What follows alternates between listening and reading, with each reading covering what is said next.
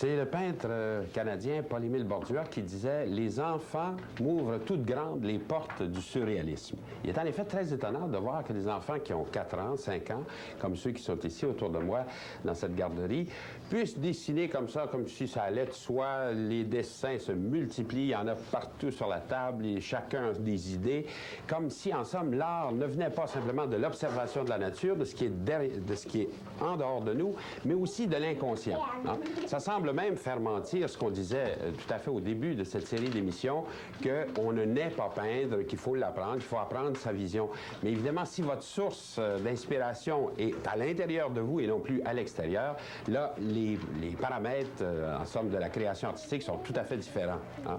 Alors, en somme, donc, ces enfants se lancent là, dans des activités de plus en plus variées. Qu'est-ce que tu fais, toi? Puis toi? Toi, c'est un... Alors, j'ai rapporté d'excellents souvenirs de cette visite à la garderie d'enfants, en fait, qui avait pour but, donc, d'introduire à ce cours sur le surréalisme, enfin, sur un art qui viendrait de l'inconscient plutôt que du monde extérieur. On ne saurait exagérer l'importance qu'a eu le surréalisme dans le développement de l'art contemporain, même si, en un certain sens, il a constitué comme une parenthèse historique dans le développement de cet art. C'est qu'on a l'impression qu'il y a une telle scission entre le surréalisme et ce qui l'a précédé d'une part, et ensuite ce qui va le suivre, comme si, après le surréalisme, on reprenait un peu le développement de l'art où on l'avait laissé avec les cubismes, qu'on peut parler d'une espèce de parenthèse. Malgré tout, il reste que ce mouvement-là a eu une influence considérable sur le développement de l'art abstrait aux États-Unis en particulier, et je dirais même au Canada. Hein. Comment définir le surréalisme tout d'abord? Eh bien, comme vous savez peut-être, enfin, André Breton, le fondateur du mouvement, s'était donné la peine de faire une définition du surréalisme qui est paru pour la première fois dans le premier manifeste du surréalisme en 1929. Hein. Et il avait imité un petit peu, je dirais, le style des dictionnaires hein, pour faire sa définition. Et il l'avait fait un peu à la manière, enfin, des définitions comme on les trouve dans le Petit Larousse. Surréalisme, nom masculin.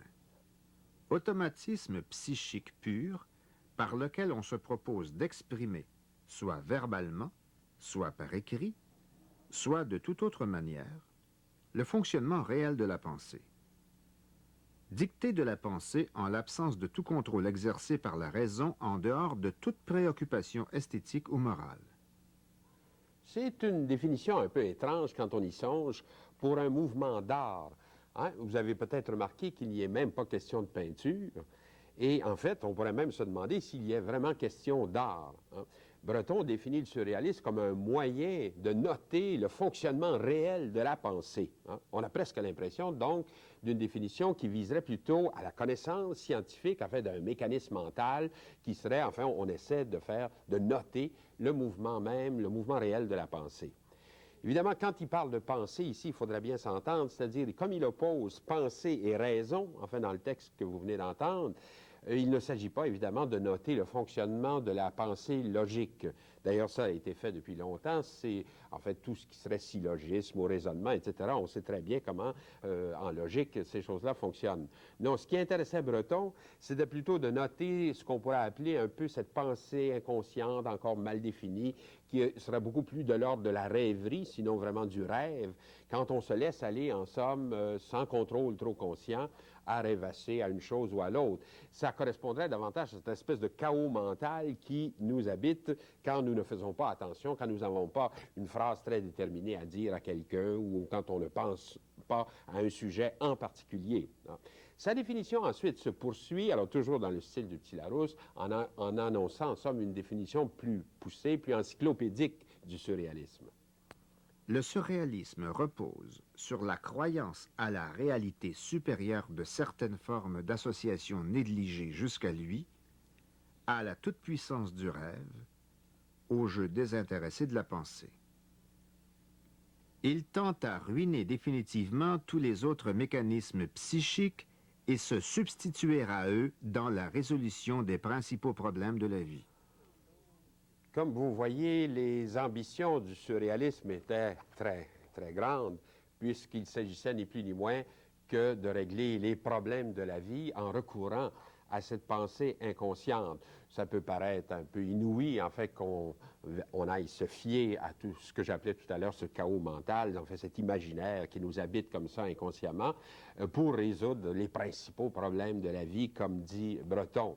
Mais il faut se souvenir que les gens de la génération de Breton et les surréalistes qui l'ont entouré, comme d'ailleurs les dadaïstes qui l'avaient précédé, ont vécu à l'époque des deux grandes guerres mondiales. Hein. Et pour eux, l'expérience de la guerre a fait la preuve, en somme, de la faillite de tout un système qui était fondé sur la raison, qui était fondé sur la technologie, on pourrait dire aussi, et sur une technologie militaire, sur aussi une économie de type capitaliste. Et pour eux, alors donc, ces deux guerres manifestent très clairement, enfin, aux yeux de tous, que ce système-là avait failli, enfin, n'avait pas rempli ses promesses. Hein. Je dirais que le parallèle qu'on pourrait faire maintenant, c'est un peu la même suspicion que nous aurions, nous, devant la science et la technologie, quand on regarde, en fait, comment notre environnement est menacé, comment la pollution envahit, enfin, un peu tous les caractères, à la fois l'eau, l'air, etc. Enfin, et donc, de la même façon que nous devenons un peu plus conscients des limites, ensemble, de la technologie, de la science, on pourrait dire que la génération de Breton devenait aussi consciente des limites de la raison et de la logique, hein, un peu dans le même sens. Hein. Alors donc, le mouvement surréaliste se définit tout d'abord comme cette notation de la pensée et ça va s'exprimer, comme d'ailleurs il le disait dans sa définition, tout d'abord de façon littéraire. Hein. Et là, disons peut-être que le meilleur exemple, enfin la meilleure contribution du surréalisme au niveau littéraire, c'est ce qu'on a appelé l'écriture automatique. Alors là-dessus, je laisse parler Breton parce qu'il a très bien décrit de quoi il s'agit. Écoutez ce texte, en fait, qui est presque comme une recette d'écriture automatique. Faites-vous apporter de quoi écrire après vous être établi en un lieu aussi favorable que possible à la concentration de votre esprit sur lui-même. Placez-vous dans l'état le plus passif ou réceptif que vous pourrez. Faites abstraction de votre génie, de vos talents et de ceux de tous les autres. Dites-vous bien que la littérature est un des plus tristes chemins qui mènent à tout. Écrivez vite, sans sujet préconçu. Assez vite pour ne pas retenir et ne pas être tenté de vous relire. La première phrase viendra toute seule, tant il est vrai qu'à chaque seconde, il est une phrase étrangère à notre pensée consciente qui ne demande qu'à s'extérioriser.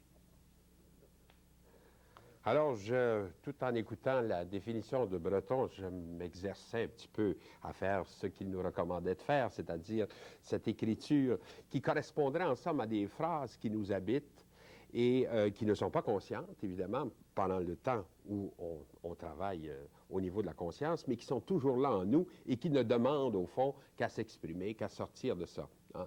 Alors, cette écriture automatique, cette invention, en somme, pour presque décrire, en somme, les contenus de l'inconscient, par ce procédé, si on veut, nous obtenons tout d'abord une écriture assez étrange. Vous allez me dire, c'est écrit au premier jet, il n'y a pas de contrôle, etc. On obtient en fait une sorte d'image poétique qui est tout à fait particulière, enfin une sorte de métaphore, si on veut, qui est très différente des métaphores courantes.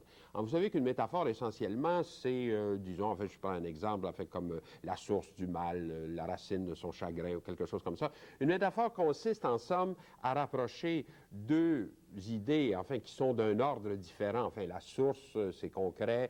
Disons, le mal, ben, c'est une idée plus générale, plus universelle, plus abstraite. Alors, quand on parle de la source du mal, on fait une métaphore, c'est-à-dire qu'on rapproche, en somme, deux unités qui sont distantes, en fait, dans la réalité, puis on en fait, finalement, un sens. Hein? C'est-à-dire qu'on dit, oui, ça a du sens de parler de la source du mal plutôt que sa cause. Enfin, ça fait image. Enfin, ça a une force, disons, poétique. Quoique la source du mal est disons, une métaphore peu poétique, enfin peu intéressante. Les métaphores surréalistes ont ceci de particulier qu'ils font aussi un espèce de rapprochement, mais entre des domaines qui sont beaucoup plus éloignés. Le poète français Réverdy a très bien défini la métaphore surréaliste. L'image, entendez l'image poétique, la métaphore, est une création pure de l'esprit. Elle ne peut naître d'une comparaison, mais du rapprochement de deux réalités plus ou moins éloignées. Plus les rapports des deux réalités rapprochées seront lointains et justes, plus l'image sera forte, plus elle aura de puissance émotive et de réalité poétique. Alors, vous voyez un peu, enfin, exactement ce que je vous disais. En somme, c'est ce rapprochement de pôles qui sont très éloignés dans la réalité qui font tout d'un coup ce côté étrange, ce côté merveilleux de ces révélations, en somme, des poèmes surréalistes. Vous pouvez vous demander un petit peu qu'est-ce que ça donne dans la réalité. Enfin, il y a des textes de Breton ou de Éluard qui ont été écrits comme ça, un peu ou de Benjamin Perret en particulier, qui ont été écrits sous l'influence de l'écriture automatique. Je pense à Poisson soluble, par exemple, qui est déjà dans le titre, en fait, c'est un bon exemple de ces métaphores surréalistes. Ou alors ce petit poème que j'aime citer parce qu'il est facile à retenir, « Au sein de la forêt en feu, les lions étaient frais ». Alors là, vous avez le rapprochement, évidemment, de la forêt en feu, puis des lions qui sont frais, au contraire. Alors vous avez ce rapprochement entre deux univers complètement éloignés dans la réalité et qui se rapprochent dans une espèce de rapport bizarre, juste. Enfin, il y a une opposition feu et frais là-dedans, et il y a les lions aussi qui apparaissent. Alors on pourrait dire donc que ce système de notation de la pensée faisait comme ça naître à jet continu, en fait, des images poétiques les plus étonnantes les unes que les autres, des espèces d'hybrides, si on veut, ou de métaphores, comme je disais, qui se multiplient comme ça sous la plume des poètes. Bon, alors vous allez me dire maintenant, mais qu'est-ce qu'il y en est des peintres? Hein? Évidemment, le problème est différent, et là-dessus aussi, Breton s'est interrogé. Il y a un passage fondamental sur la peinture, enfin, où Breton essaie de définir en somme un équivalent dans le domaine pictural de ce qu'il avait défini d'abord au point de vue littéraire. C'est dans son livre qui s'intitule « L'amour fou », et au chapitre 5, dont le titre était « Château étoilé ». D'ailleurs, ce texte-là était paru isolément, si on veut, dans la revue Minotaure, avant d'être incorporé véritablement à son livre qui va être publié en 1937. Hein. Alors, dans ce passage, Breton fait appel, un peu curieusement, à l'autorité de Léonard de Vinci. La leçon de Léonard, engageant ses élèves à copier leurs tableaux sur ce qu'ils verraient, en considérant longuement un vieux mur, est loin d'être comprise. Tout le passage de la subjectivité à l'objectivité y est implicitement résolu et la portée de cette résolution dépasse de beaucoup en intérêt humain celle d'une technique, quand cette technique serait celle de l'inspiration même. Alors, vous comprenez pourquoi, d'ailleurs, c'était assez fantastique, enfin, pour Breton et pour les surréalistes, d'avoir une pareille autorité derrière leur dos. Et c'est vrai que dans les carnets de Léonard, il y a un passage qui dit exactement ce que Breton raconte. C'est-à-dire, ce que Léonard proposait, c'était qu'on puisse contempler un vieux mur avec ses craquelures et avec ses taches, ses maculatures, etc. Ou même encore, disait-il, peut-être des nuages qui passent, peut-être des feux de braise ou des choses comme ça.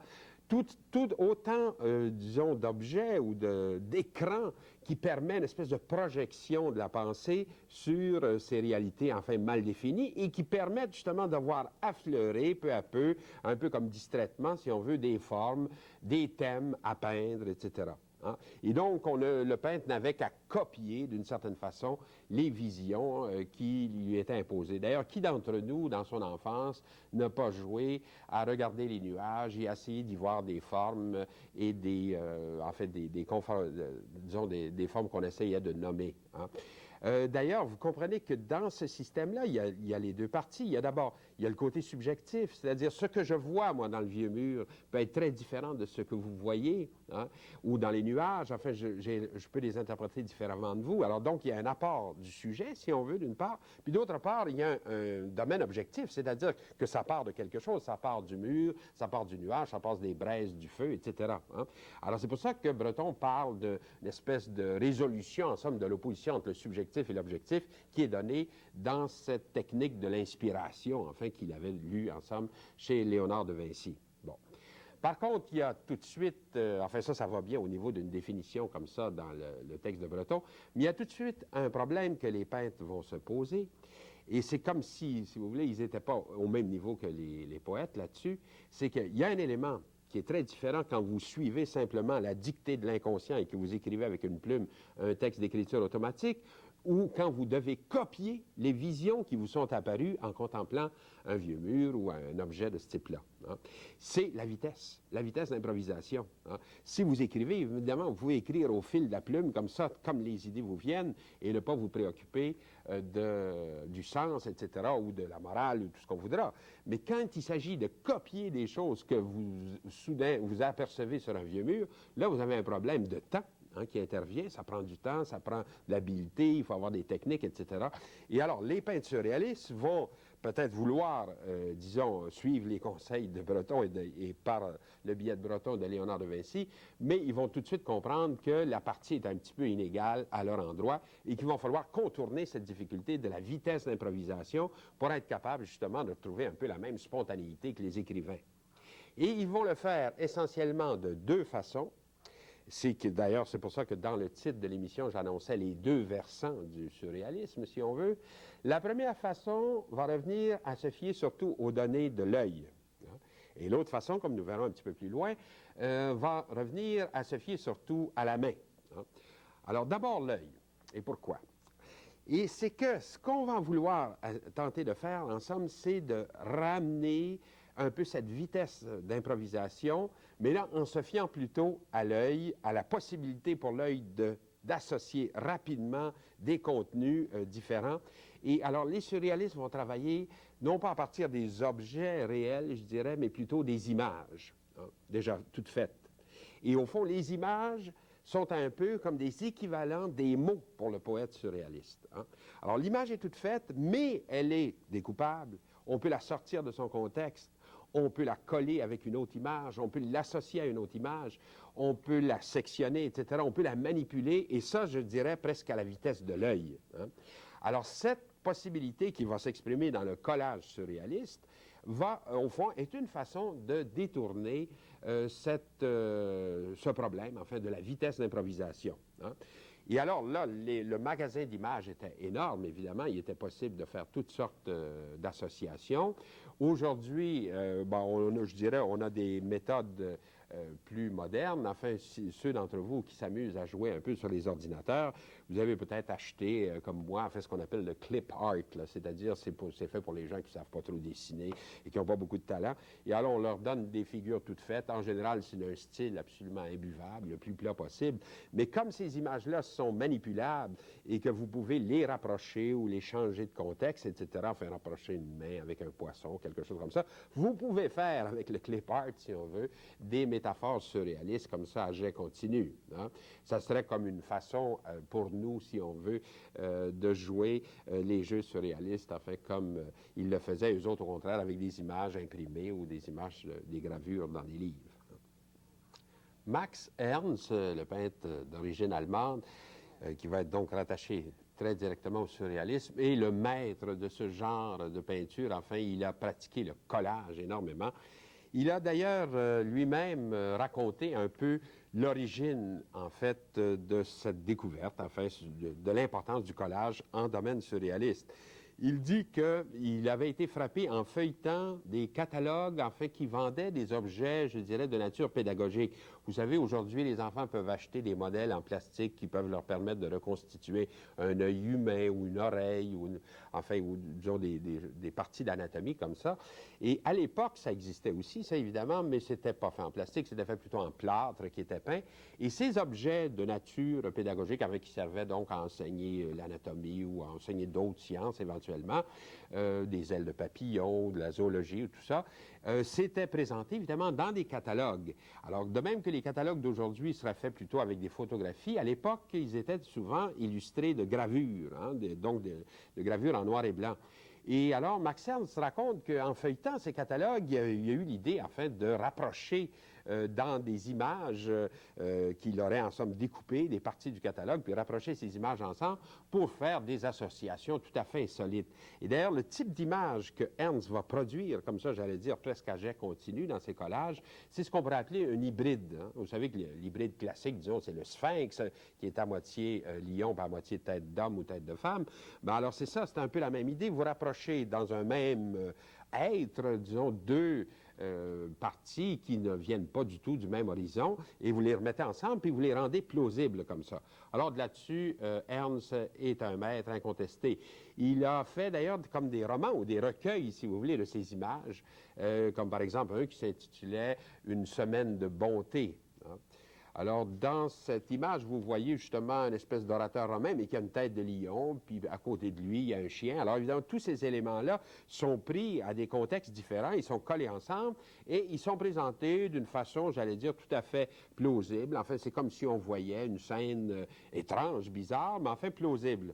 Dans certains cas, d'ailleurs, les historiens d'art ont trouvé les images dont s'était inspiré Ernst au départ. Hein. Comme par exemple, ici, vous voyez, c'est simplement, je pense que c'est Caton qui est représenté en train de faire un discours, donc un orateur romain, probablement dans un livre d'histoire, tout simplement, que Ernst a été allé chercher et qu'il avait comme ça utilisé en collant au lieu de la tête une tête de lion, puis en ajoutant le chien, puis en ajoutant les autres personnages dans sa composition. Alors, on voit vraiment comment il procédait, c'est-à-dire il rend tout d'un coup le spectacle tout à fait insolite, comme ça, en ajoutant des éléments. Un recueil qu'il a fait aussi qui s'appelle La femme sans tête, un jeu de mots un peu stupide. Enfin, finalement, c'est écrit 100 comme le chiffre, hein, la femme avec 100 têtes, si on veut. Alors là aussi, les titres, en fait, sont vraiment comme des prétextes donnés. Ça désigne rien de spécial dans le recueil. Là aussi, enfin, vous assistez d'une page à l'autre à des combinaisons les plus invraisemblables. Enfin, un évêque qui se promène au milieu de l'océan, des gens suspendus comme ça entre ciel et terre. Et alors, des personnages tout à fait insolites. Enfin, et on voit justement, c'est pris un peu dans toutes sortes de contextes, c'est ramené. Et ça a toujours un côté à la fois convaincant. Enfin, on a vraiment l'impression d'une seule image. Puis par ailleurs, ben, c'est très insolite, c'est très bizarre comme rapprochement toujours. Hein. Alors, les collages de Ernst avaient une qualité comme ça de créer des images rapidement. Hein. Je vous disais que c'était ça que Ernst voulait contourner comme difficulté, c'est-à-dire la vitesse d'improvisation. Vous comprenez aussi que l'œil est souverain ici pour décider de ça, mais ils avaient éventuellement quelque chose d'un peu passif, enfin, ces collages, si on veut. C'est-à-dire qu'il s'agissait simplement pour l'œil de combiner, puis tout le reste, enfin, l'exécution même de l'œuvre, c'est de mettre de la colle, de découper, de coller. Enfin, ça avait quelque chose d'un petit peu passif. Et alors, Ernst, qui est un grand inventeur de procédés surréalistes, va imaginer un autre procédé d'une toute autre nature qui consistait à faire des frottages. Et là, enfin, je lui laisse la parole parce que c'est lui qui a décrit très, très bien comment il a découvert ces possibilités du frottage. Un jour de pluie, dans une auberge au bord de la mer, je me pris à me rappeler comment, dans mon enfance, un panneau en imitation d'acajou au bout de mon lit servait de stimulant optique à mes visions de demi-sommeil. Récemment, j'ai été impressionné par l'obsédante vision qui s'impose à mon regard quand je le pose sur un parquet dont le grain a été accentué par d'innombrables nettoyages. J'ai voulu faire enquête sur le sens de cette obsession, et pour venir en aide à mes facultés de contemplation et d'hallucination, j'ai fait une série de croquis à partir de ce parquet. Ma curiosité mise en éveil, je suis amené à examiner de la même manière tout ce qui me tombe sous la vue. Feuilles et leurs nervures, bords usés d'un sac de toile, traces de spatule dans une peinture moderne, bobines de fil, etc. Le tout finissant par un baiser. Alors, si je pose comme ça sur la table une série de feuilles et que je mets, comme vous avez vu, une feuille de papier par-dessus et que simplement je frotte avec mon crayon là-dessus, j'obtiens comme ça, enfin, une image des nervures, des feuilles. Bon, on pourrait imaginer, vous pourriez faire ça à la maison avec n'importe quoi, enfin, avec un torchon, avec n'importe quoi qui aurait une texture un petit peu différente, un peu organique, et vous obtiendrez comme ça des prélèvements. On peut se demander ce que ça donnait dans les tableaux ou dans les œuvres que Ernst a fait avec ce procédé-là. Alors, je vous montre deux exemples à la suite. Enfin, dans le premier, vous voyez qu'il s'était servi d'une lime. En fait, enfin, il avait pris ça comme objet principal et on la voit au centre un peu de la composition, une espèce de figure. Mais mais il n'a pas pu résister à la tentation, j'allais dire, d'ajouter à son frottage une ligne d'horizon, afin de le situer un peu comme ça sur un petit théâtre. Hein. C'est-à-dire, donc, il y a, à l'origine, le frottage, ça lui permet comme ça de faire intervenir toutes sortes d'éléments, comme par exemple une feuille ou des choses comme ça, mais en même temps, il sent le besoin de les mettre en scène, je dirais. C'est-à-dire qu'il va avoir donc une intervention graphique de Ernst qui va augmenter encore plus le dépaysement. D'ailleurs, en un sens, on pourrait dire que le frottage lui donnait de la matière à faire des collages, hein, puisque les éléments frottés comme ça étaient découpés et aussi éventuellement collés dans des compositions. Puis en plus, alors comme je vous dis, en fait, ces mises en scène là, qui sont importantes, qui rendent le spectacle encore plus étrange, encore plus bizarre. Par la suite, alors, Ernst va modifier ses collages ou ses frottages, je dirais, pour les amener plus près de la peinture véritable. Comme par exemple, même s'il y avait déjà un peu d'intervention de la couleur dans les collages qu'on a vus jusqu'à présent, elle va être de plus en plus importante, enfin, dans les œuvres subséquentes. L'intervention, évidemment, du peintre aussi, là, est très nette. En fait, c'est lui qui ajoute éventuellement des couleurs ou encore là, dans cette mise en scène, en fait, de ces personnages étranges. Hein. Vous remarquez aussi, en passant toujours, les titres de Ernst qui sont comme des petits poèmes, j'allais dire comme des petites métaphores surréalistes, mais littéraires, qui sont ajoutés et qui n'ont pas forcément toujours beaucoup de rapport direct avec l'image. Ils sont un peu comme une œuvre parallèle, en somme, au reste des images. Ernst va expérimenter aussi, non seulement donc avec des gravures, mais éventuellement aussi avec des objets, en fait, qui se rapprocheraient beaucoup plus de la réalité, en particulier avec des photos. Hein. On peut parler d'ailleurs à ce moment-là plutôt de véritable photomontage, c'est-à-dire que l'association, en somme, des hybrides là, qui est fait dans ces œuvres en particulier, ça vient, en somme, de bouts de photos découpés, collés ensemble, puis disposés comme ça dans un petit univers hein, particulier à Ernst.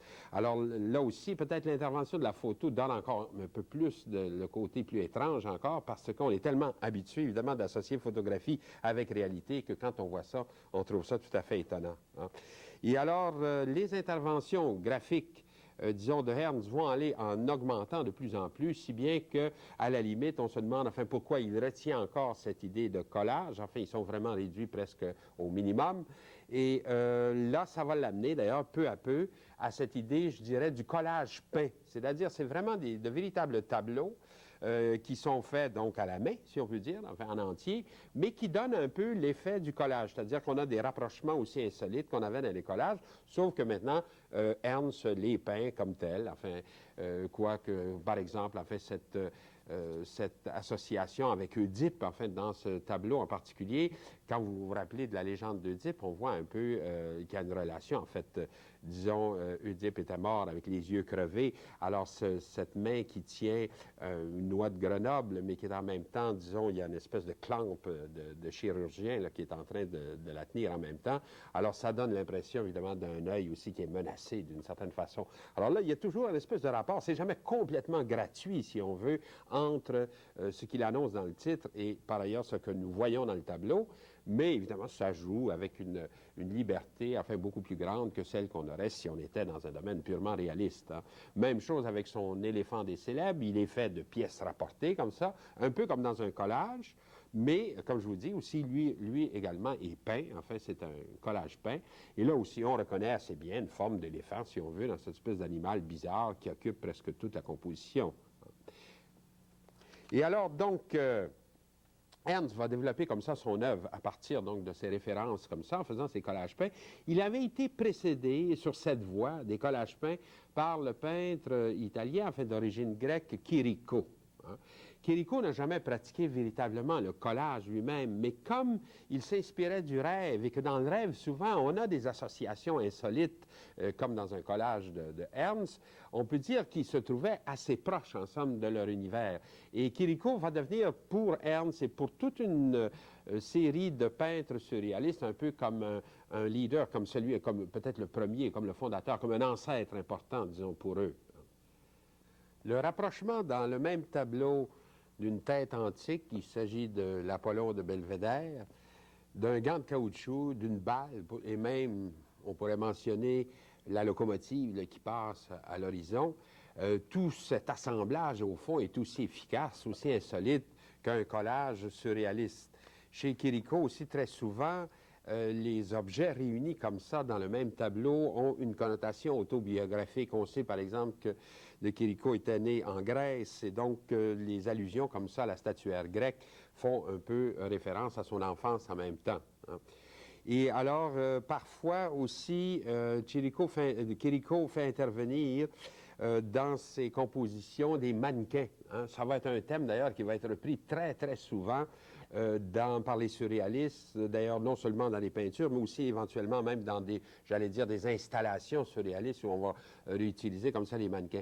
Les mannequins ont ceci de particulier qu'ils n'ont pas de visage, hein.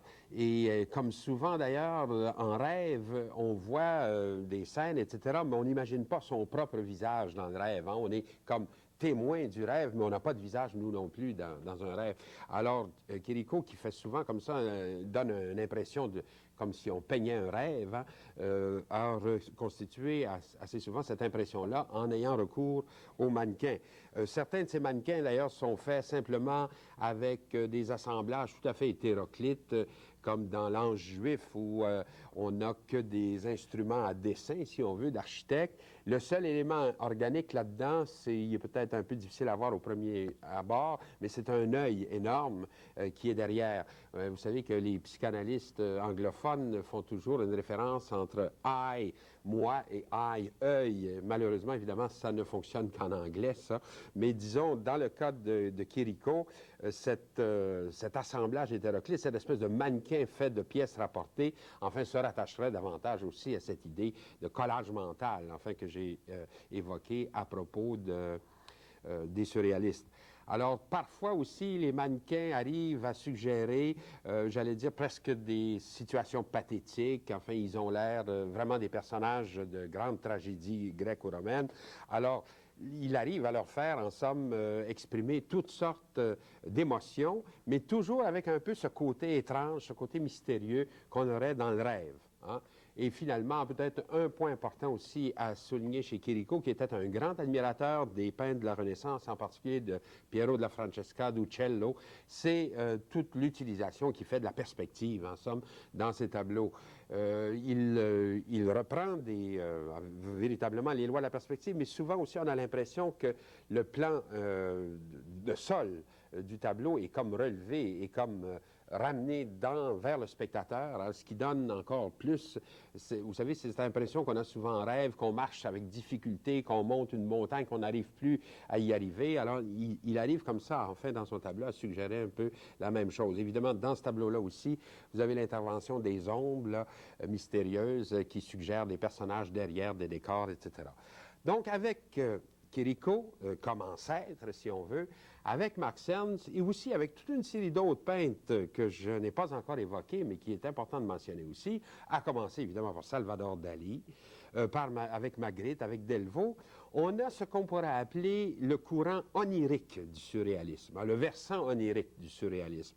Onirique, ça vient d'oneiros, en grec, qui veut dire rêve. Hein?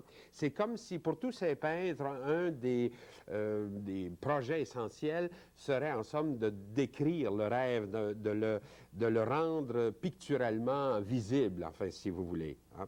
Alors, la contribution de Dali, en particulier, dans cette recherche de paysages comme ça, étranges ou insolites, se ramène surtout à l'idée de double image, hein? La double image, vous savez, c'est quelque chose pour lequel vous êtes forcément assez familier, j'imagine. C'est que c'est ces images qu'on peut lire de deux façons, enfin, dont on pourrait faire deux lectures, jamais simultanées, mais successives.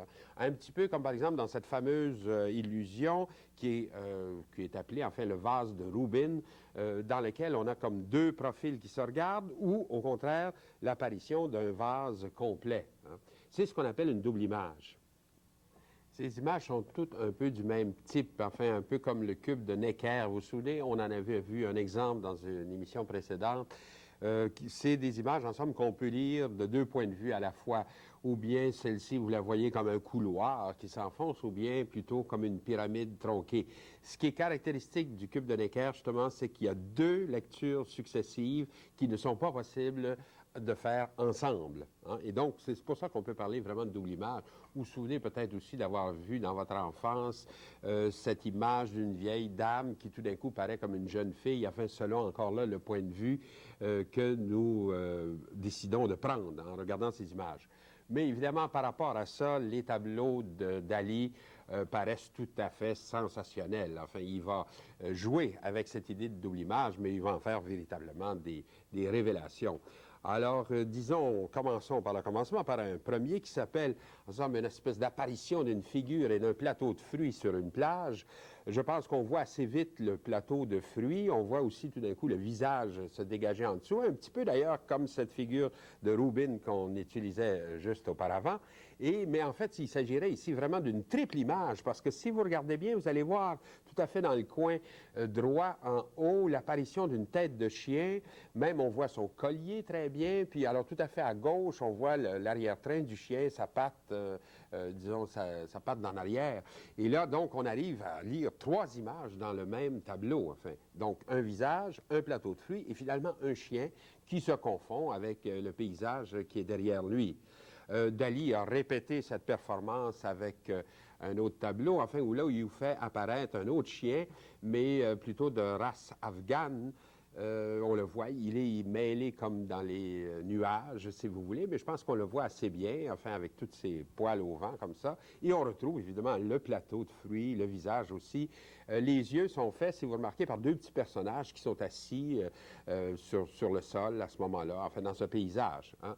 Alors là aussi, Dali joue vraiment avec toutes les possibilités de cette technique, enfin.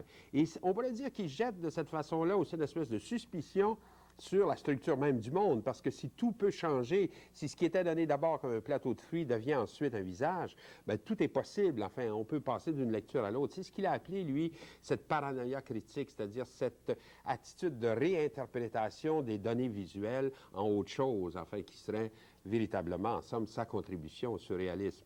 Un autre exemple aussi qui est très célèbre, enfin, qui fait apparaître c'est comme une espèce de marché d'esclaves, si on veut, mais qui fait apparaître tout d'un coup très bien, je pense, au centre là, de l'image, le buste de Voltaire.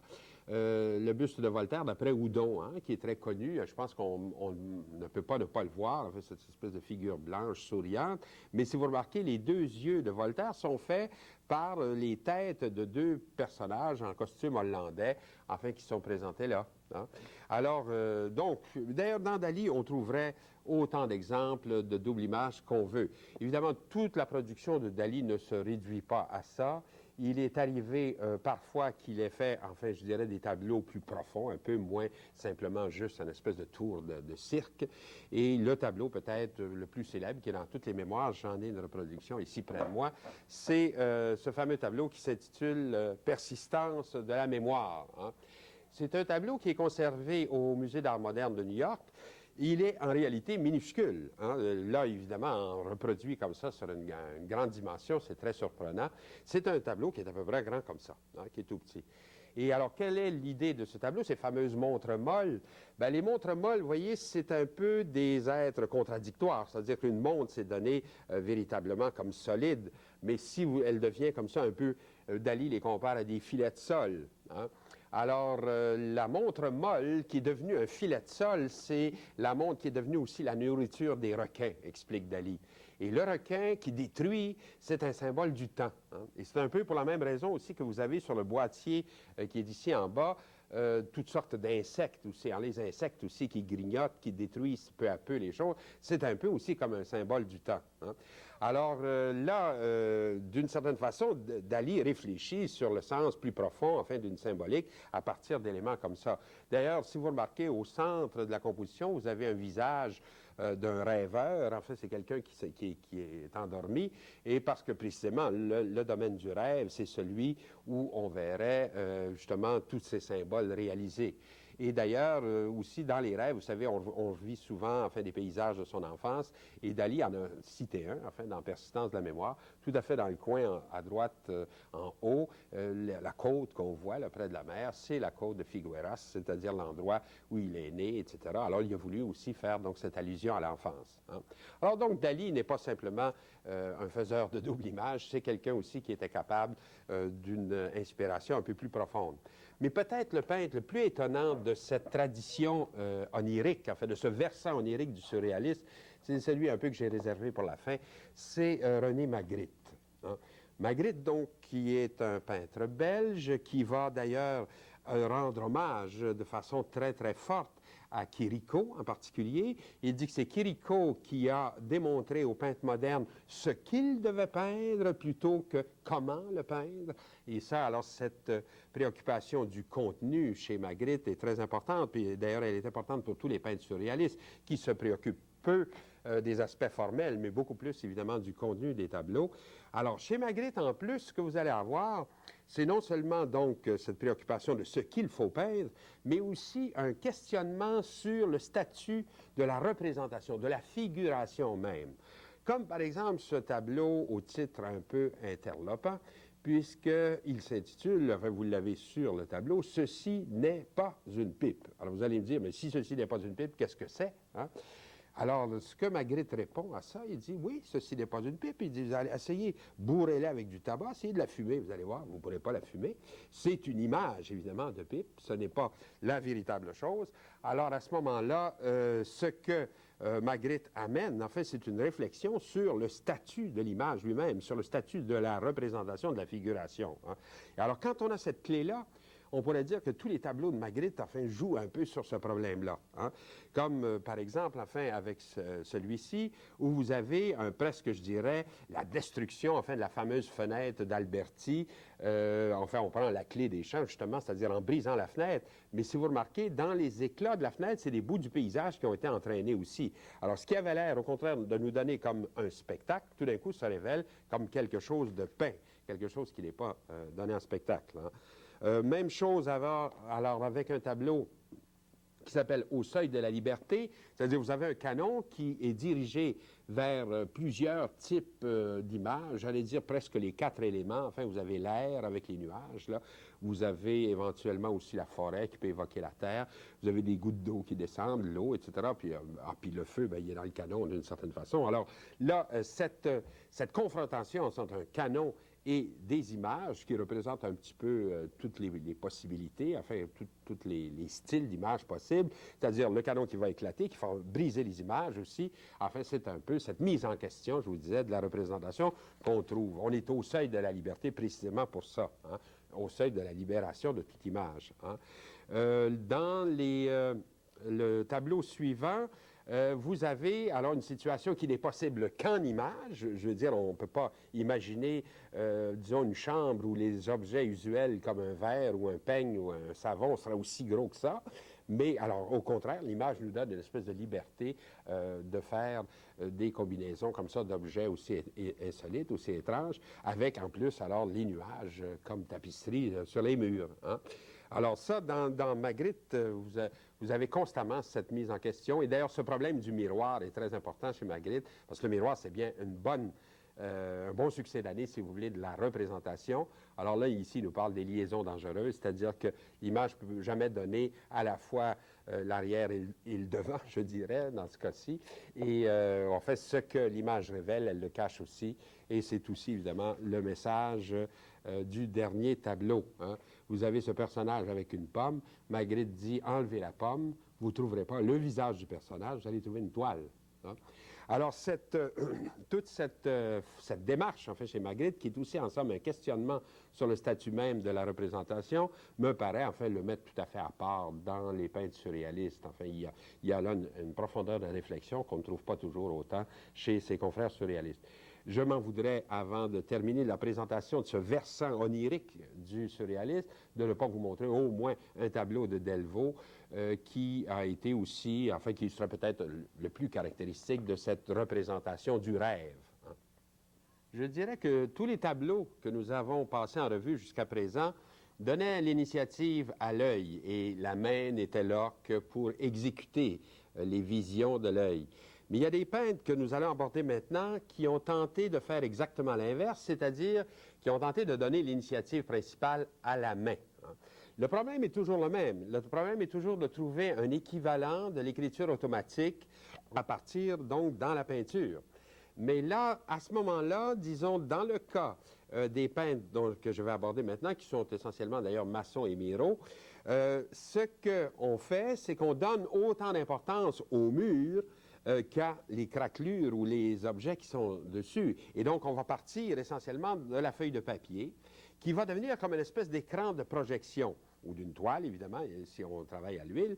Et sur cet écran, donc, on va faire un premier tracé, comme ça, au hasard, sans idée préconçue.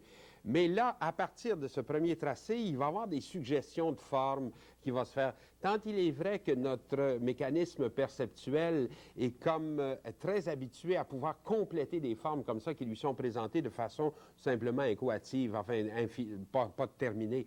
Comme par exemple, en fait, dans ce triangle-là qui apparaît au milieu de l'image, il n'est pas dessiné véritablement, mais juste parce que ce qui l'entoure le prépare. On pourrait dire que notre appareil visuel voit très, très bien un triangle blanc se détachant, enfin, de ces trois ronds rouges là, qui sont de chaque côté. Hein.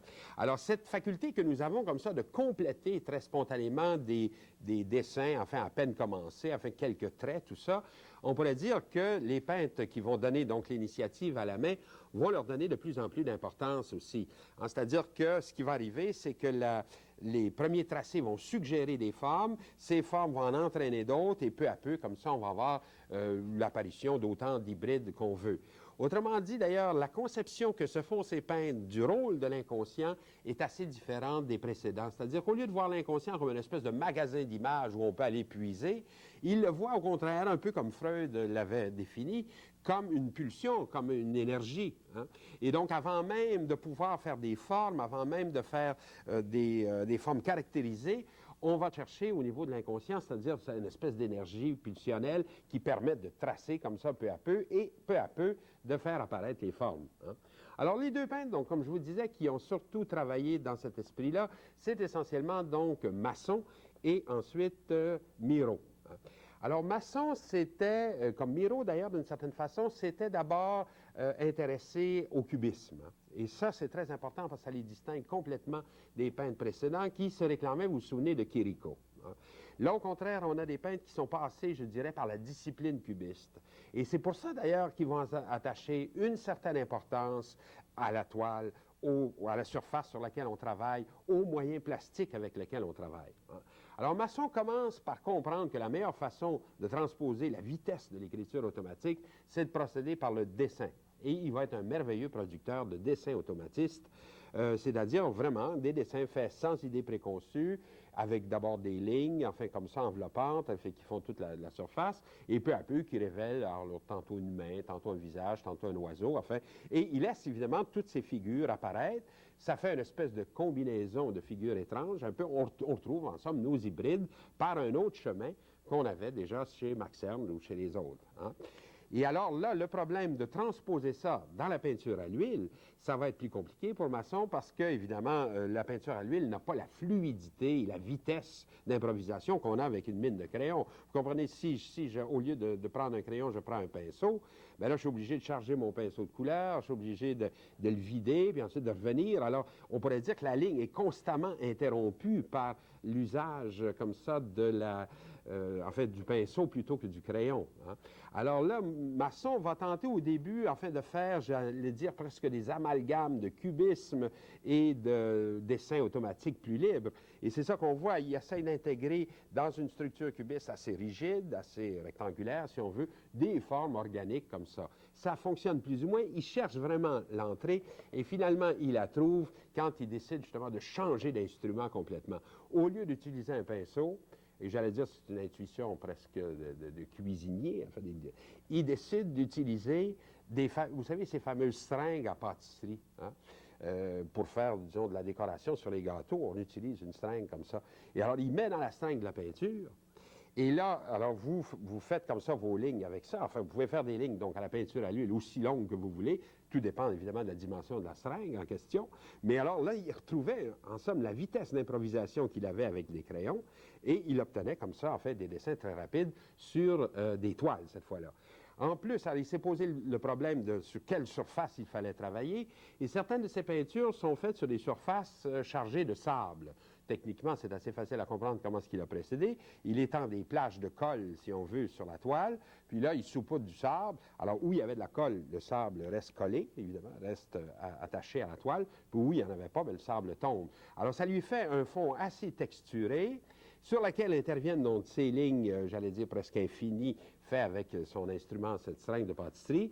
Et alors, on pourrait dire qu'il réussit à créer une espèce de respect de la bidimensionnalité de la toile, tout à fait, d'ailleurs, dans l'esprit de la tradition cubiste. Hein. Vous voyez, donc, chez ces surréalistes comme Masson et Miro, ce qu'on pourrait souligner surtout, c'est justement à cause de leur accointance avec leur première accointance avec le cubisme, c'est des préoccupations formelles plus importantes que chez les autres surréalistes, qui vraiment n'étaient pas du tout intéressés par ces problèmes formels. Hein.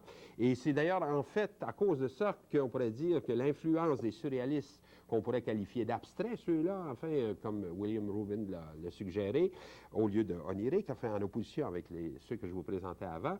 C'est pour ça, d'ailleurs, que c'est eux qui ont eu, finalement, beaucoup plus d'influence sur la suite de la peinture, parce que les préoccupations formelles qu'ils avaient rejoignaient un peu celles qu'on avait depuis les débuts de l'art moderne. Hein. Vous comprenez qu'ils étaient davantage dans le courant. Hein. Alors ça, donc, voilà pour Masson. Pour Miro, dans le même temps, vous avez un peu le même type de démarche, c'est-à-dire que Miro aussi part avec l'influence très forte du cubisme. Hein. Et il finit d'ailleurs par trouver ça épouvantablement contraignant pour son imagination à lui. Et la rencontre qu'il fait avec les surréalistes, enfin, est comme une délivrance. Enfin, pour lui, c'est vraiment, enfin, je trouve un moyen de m'exprimer. Enfin, je ne suis pas pris dans ce carcan cubiste d'analyse de l'espace, etc. Alors, ça a été vraiment très déterminant. Alors, je vous montre d'abord un exemple de ces tableaux influencés par le cubisme de Miro. En fait, c'est comme une nature morte cubiste avec la table très rabattue vers nous, le bout de journal, en fait, les gants, etc. Tous ces objets, ça fait penser beaucoup à un tableau cubiste à première vue. Hein. Le seul élément peut-être qui serait un petit peu spécial ici, c'est plutôt l'élément très coloré, en fait, de cette nature morte. Et là, disons, Miro est encore, en fait, dans cette tradition cubiste. Avec la terre labourée, on aurait un tableau qui serait à mi-chemin entre le cubisme et le surréalisme, si on veut. À première vue, ce tableau respecte bien la bidimensionnalité du support, puisque vous avez un horizon, vous avez un ciel qui est presque de la même couleur que la terre. Vous voyez les sillons, enfin, dans la terre. Et là, dans ce décor austère, en fait aussi presque monochrome, pas beaucoup de couleurs, interviennent toutes sortes de petits personnages un peu loufoques, un peu comme des petits clowns comme ça, qui viennent en somme déranger cet univers cubiste très simplifié. Hein. Alors, Miro va aller beaucoup plus loin avec le temps dans cette direction-là. Il y a un tableau qui démontre ça très, très bien, qui s'appelle Le Carnaval d'Arlequin, dont j'ai une bonne reproduction ici, et qui, en fait, va exactement faire cette intervention comme ça dans l'univers cubiste. Mais là, vraiment, c'est comme la fête. En fait, tout éclate, tout ondule dans ce tableau-là. Hein. Et vous avez d'ailleurs des espèces de petites citations qui, a priori, auraient pu faire plaisir aux cubistes, comme par exemple, dans le coin droit, en bas, vous avez une table qui apparaît avec la petite nappe là, repliée sur le rebord de la table. Ça, c'est tout à fait, ça fait penser à Cézanne, en fait, mais un Cézanne, évidemment, très transformé par Miro. Je pense aussi qu'il y a une autre allusion à Cézanne dans le fait qu'on voit une espèce de petite pyramide, ou si vous voulez, de cylindres, puis de cubes. Vous savez, cette phrase que Cézanne avait écrite à son ami, enfin le jeune peintre Rivière, là, quand il lui expliquait qu'il fallait percevoir la nature à travers le cylindre, le cône, la sphère, etc. Alors là, Miro s'amuse évidemment avec ça aussi. Il fait une allusion à Cézanne comme ça dans son tableau. L'Arlequin lui-même, qui a donné le titre au tableau, il est situé ici, à peu près enfin, vers la gauche du tableau. Il a une grande figure avec un peu triste, enfin un œil qui qui a l'air de pas trop content d'être à côté de l'autre, et avec une grande moustache aussi qui va dans les deux sens. Et on pourrait le définir vraiment comme Harlequin parce que sur son corps, il y a ce petit motif en quadrillé. Vous savez que ça vient, enfin, l'Harlequin est souvent représenté comme ça avec un motif en losange, enfin, qui se répète sur son corps. Ça serait comme une espèce de transposition des feuillages. Hein? L'Harlequin, c'est un personnage de printemps. Alors donc, on aurait stylisé, en somme, ces feuillages qui le couvraient avec ce motif qui est retenu ici très minimalement, je dirais, par Miro. La structure cubiste était donc envahie par la fantaisie surréaliste, enfin, dans ce tableau de Miro. Il va aller d'ailleurs toujours plus loin dans cette direction, dans un tableau qui s'inspire d'un tableau ancien, en fait, qu'il a intitulé Intérieur hollandais, et qui est comme une transposition à la Miro de ce tableau qui avait été fait, enfin, par un monsieur Sorgue, en fait, dans le passé. Miro va donner beaucoup d'importance à ces formes qu'on pourrait qualifier de biomorphiques. Hein. Biomorphique, ça vient de bios, vie, et morphé, forme, c'est-à-dire des formes qui rappellent un peu les formes de la vie, hein, comme par exemple toutes ces formes molles ou ces formes plus ondulantes, plus irrégulières. Enfin, tout ce qui ne serait pas, en somme, des formes géométriques strictes. Hein. Alors, Miro va être un grand découvreur de ces formes biomorphiques. Et d'ailleurs, ces formes, on va les retrouver beaucoup dans l'art contemporain qui vont suivre, souvent d'ailleurs avec une dépendance très directe de Miro. Malgré tout, Miro se posait un peu les mêmes problèmes que Masson, c'est-à-dire sur la vitesse d'improvisation possible dans ses tableaux. Et il va apercevoir la solution dans un grand tableau qui s'appelle La naissance du monde, et qui est un peu ça, en fait, qui est la naissance d'un nouveau type d'art, dans lequel il va procéder en deux temps. D'abord, remplir cette immense surface avec, je dirais, des coulisses faites à partir d'éponges chargées de couleurs pour donner un fond très texturé, un peu l'équivalent des fonds de sable qu'on avait dans les tableaux de Masson.